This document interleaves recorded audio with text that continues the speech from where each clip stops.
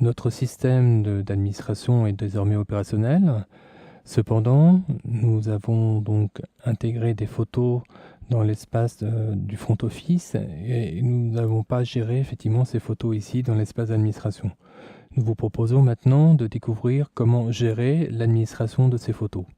Pour cela, je vous invite à faire un petit rappel sur le fonctionnement du téléchargement des photos et nous allons donc ouvrir pour cela un formulaire intégrant donc un champ fichier photo que nous allons enregistrer dans notre espace par exemple. Nous allons le nommer donc téléchargement photo.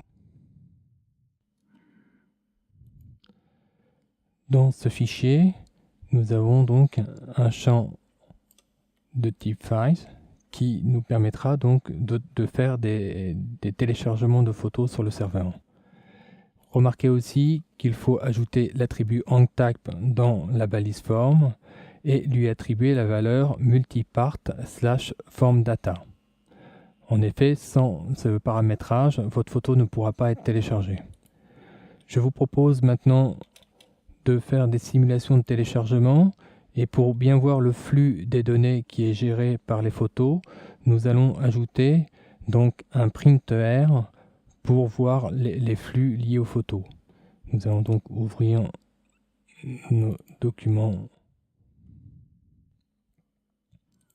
modèle, récupérer donc la structure d'un printer et l'ajouter donc ici.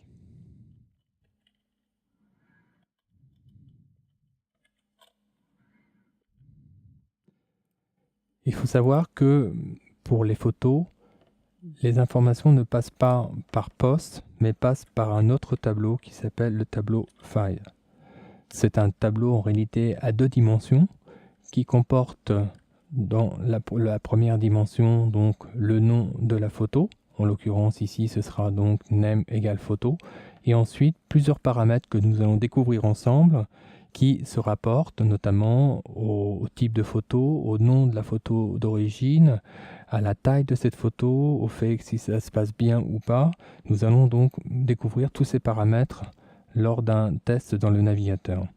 Avant de faire le test, nous allons configurer donc l'attribut action de sorte à ce que les informations issues de ce formulaire soient renvoyées dans la même page où nous nous trouvons. Nous allons donc indiquer téléchargement photo.php.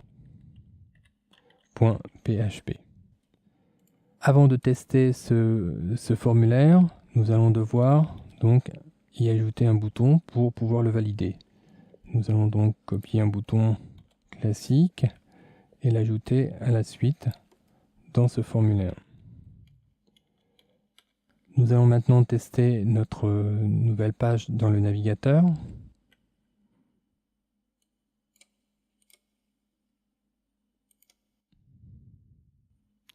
Téléchargement de la photo.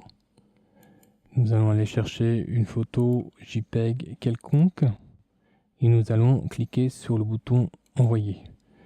Vous pouvez constater que lorsque vous transférez une photo sur un serveur, le tableau Files contient donc un premier élément qui se nomme de la même manière que le nom du champ, à savoir name photo du type Files, et ensuite une série de 5 valeurs qui chacune correspond à un usage particulier. Le name ici en l'occurrence correspond au nom d'origine de la photo. Vous avez vu que sur le bureau, cette photo s'appelait Toi66, donc ce nom est donc conservé. Le type ici correspond donc au type de photo, il s'agit d'une photo JPEG. TMP name est important car en réalité le process de gestion d'une photo sur un serveur consiste à stocker la photo dans un espace temporaire et donc cette information correspond à l'endroit où est stockée physiquement la photo sur le serveur. L'erreur ici, si c'est 0, c'est que tout s'est bien passé, sinon le système renvoie un numéro d'erreur correspondant au type d'erreur. Et ensuite ici, vous avez la taille de la photo en octets. Toutes ces informations peuvent être exploitées côté serveur pour faire des contrôles sur les photos téléchargées. Nous pourrions par exemple vérifier que la photo fait moins d'un certain poids, ou vérifier qu'il s'agit bien d'une photo JPEG, ou vérifier aussi, comme nous allons le faire, que tout s'est bien passé et que l'erreur est bien égale à 0. Sachant donc toutes ces informations, nous allons pouvoir coder donc notre système pour gérer les photos, les télécharger donc sur le serveur. Une fois sur le serveur, il conviendra de la récupérer de l'espace temporaire et de la stocker dans un répertoire dédié aux photos. Donc en l'occurrence, nous avons déjà créé un répertoire qui s'appelle images. Donc il faudra donc récupérer cette photo et la copier donc dans ce répertoire. Car dès que ce script sera terminé, la photo temporaire sera automatiquement supprimée. Donc c'est primordial de la récupérer et de la stocker.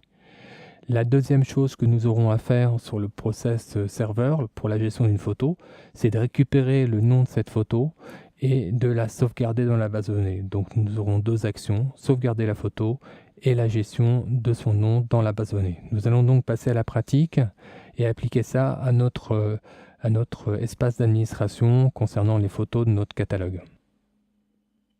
Pour cela, nous allons donc récupérer notre champ photo. Et nous allons commencer par modifier le script, la page d'ajout, pour y ajouter ce champ. Je vous propose par exemple de le placer en bas, avant le bouton. Une fois que le champ Files est copié dans notre page ajout, il faut aussi revenir dans notre page de test pour copier LangType qui permet le téléchargement des photos. Revenez donc ensuite sur Photos et s'assurer que celui-ci est bien intégré dans la balise forme de notre formulaire. Sinon, évidemment, le téléchargement des photos ne fonctionnera pas. Nous avons maintenant donc modifié notre formulaire pour gérer les photos. Il faut désormais modifier le code de l'ajout pour gérer les deux actions dont je vous ai parlé précédemment, à savoir la sauvegarde de la photo et ensuite la copie de son nom dans la base de données. Pour cela, je vous propose de vous positionner dans le haut de la page, dans le bloc qui est conditionné par la structure ifset post bouton. Nous allons maintenant ajouter un test qui va vérifier si la photo a été correctement chargée. Nous allons utiliser pour cela l'une des options que nous venons de découvrir. Donc sur photo,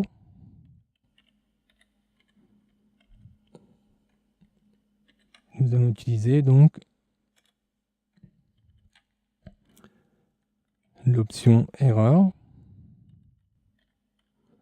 et nous assurer que cette erreur est bien égale à 0. Si ce test est positif, cela veut dire donc qu'une photo a été téléchargée. Par exemple, pour illustrer un petit peu les autres alternatives que l'on peut avoir avec erreur, si aucune photo n'est téléchargée lors de la soumission du formulaire, l'erreur sera égale à 4. Dans le cas où la photo est bien téléchargée, je vous propose donc d'utiliser une fonction copie pour transférer. Donc nous aurons deux paramètres dans cette fonction copie. Le premier à gauche correspond à la source. Donc la source sera ni plus ni moins que la valeur du temp name dont je vous ai parlé tout à l'heure, tmp name, qui correspond à l'endroit où est stockée physiquement la photo. Et ensuite, la cible correspondra donc à l'endroit où on désire stocker la photo. Je vous rappelle que les photos sont stockées dans un répertoire qui se trouve à un niveau en dessous du répertoire admin. Nous allons donc devoir descendre le répertoire admin et ensuite monter sur ce répertoire image pour y stocker la photo. Le nom de la photo sera celui de la photo d'origine. Nous allons donc reprendre encore une fois le paramètre du tableau à deux dimensions Files et le configurer pour récupérer donc le nom d'origine avec ici, donc comme vous le voyez, name, le mot-clé name. Nous avons donc maintenant mis en place l'instruction qui permet de copier la photo. Nous allons donc devoir nous assurer, nous allons d'ailleurs indenter cette partie pour que ce soit plus clair. Nous allons devoir nous assurer que celle-ci soit bien sauvegardée dans la base. Pour cela, je vous propose de réutiliser le même test qui détermine si la photo est présente ou pas, de sorte à conditionner la requête en y associant donc en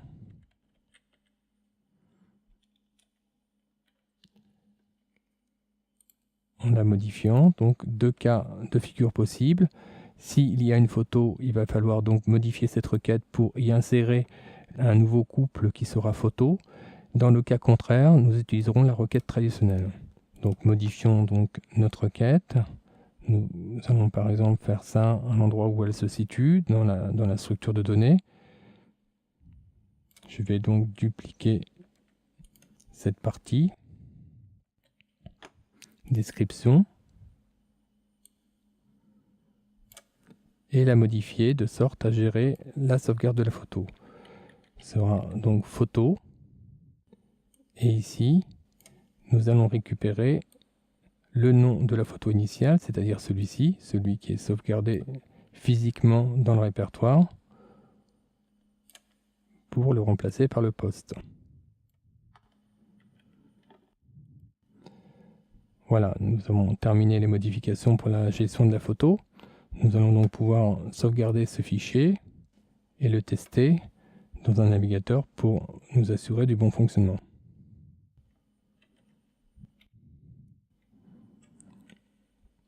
Nous allons donc revenir dans notre espace d'administration. Nous allons cliquer sur le lien « Ajouter un article » et nous allons par exemple renseigner la photo 3,66 avec un prix de 300 €. Nous allons indiquer guitare. Dans la famille des guitares, nous allons gérer par exemple la photo 3,66 et cliquer ensuite sur le bouton envoyer. Nous voyons que ici l'ajout s'est fait correctement. Pour nous assurer que la photo a bien été copiée dans le répertoire, je vous propose d'aller découvrir à l'aide d'un gestionnaire de fichiers le répertoire où se trouvent les photos, à savoir dans www application répertoire images, pour vous assurer que la nouvelle photo TOI 66 est bien sauvegardée. La deuxième chose que nous devons vérifier, c'est que l'information a bien été sauvegardée dans la base. Pour cela, nous allons ouvrir donc notre gestionnaire de base de données et cliquer sur la rubrique article pour vérifier que TOI 66 a bien été ajouté et que la photo qui est associée à ce nouvel article correspond bien au nom de la photo qui est stockée dans l'espace ici de stockage des photos, à savoir le répertoire images.